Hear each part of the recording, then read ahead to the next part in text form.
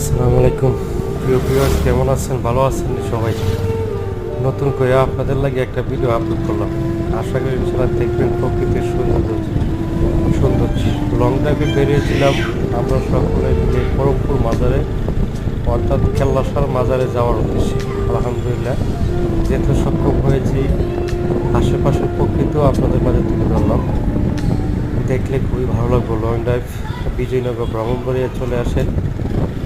সুন্দর একটি মনোরম পরিবেশ, প্রকৃতির সৌন্দর্য।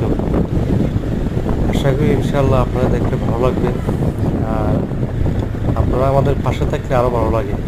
আশা করি সবাই আমার পাশে থাকবেন,